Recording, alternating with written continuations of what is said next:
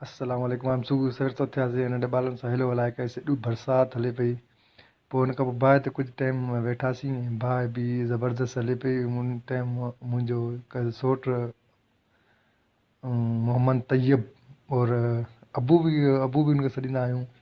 बाहि बि ज़बरदस्त पियो, 2-3 मिंट हथ सेकियासीं। पोइ उन खां बाद थोरो ॿाहिरि निकितासीं। एॾी ज़बरदस्त सीउ हुयो, बरसाति बि थी हुई। तव्हांखे पहिरियों ॿुधाए पोइ मां मुला मेरो भाउ आब्दीन ॿाहिरि निकितासीं।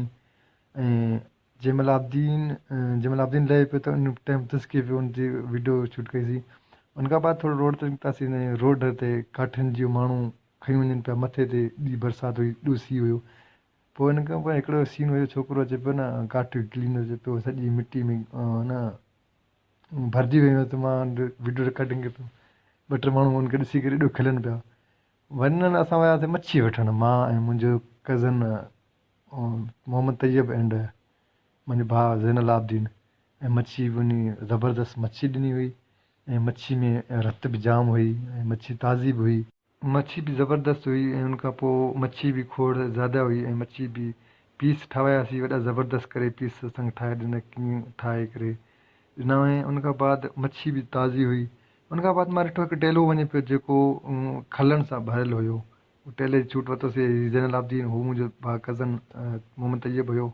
ऐं काठियूं जी दुकान, जेको काठियूं वठनि पिया उन दुकान तां वठी वञनि पिया। रोड ते बरसाति हुई ॾाढी, ट्रैफिक बि घटि हले पई। मच्छी बि अल्हम्दुलिल्लाह वॾी ज़बरदस्त मच्छी हुयसि।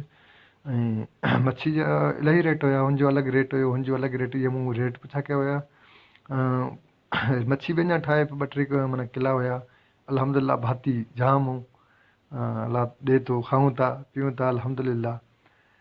मच्छी बि ज़बरदस्त हुई। वॾो मुंहिंजो भाउ आहे ज़ैनल आब्दीन, कुझु खेले पियो हुयो।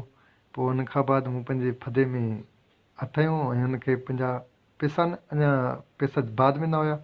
मच्छी अञा छिलायांसि पोइ घणो टाइम थी वियो। मच्छी बि छिले ॾिना, वॾा ज़बरदस्त 2 पीस ठाता, वॾा ॾंभरा वरितासीं। ऐं हीअ बि हमरा हिकिड़ो आयो हुयो मच्छी वठणु, जेको हिन जे पोयां बीठो आहे। हुनखे मूं पंहिंजा पैसा कढी ॾिना ऐं मां चयो हीअ वठो तव्हांजा पैसा।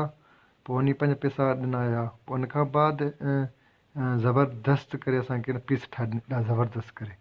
उन खां बाद मां घर मोटी आयुमि। पोइ मुंहिंजो कज़न आयो हुयो केरु नोमान साबिर, उन दुकान तां।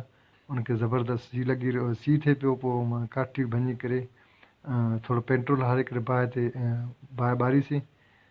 पोइ उनजो 2-3 शूट वरितासीं सीउ सां, मतिलबु ॿुट वुट लॻियलु हुयसि।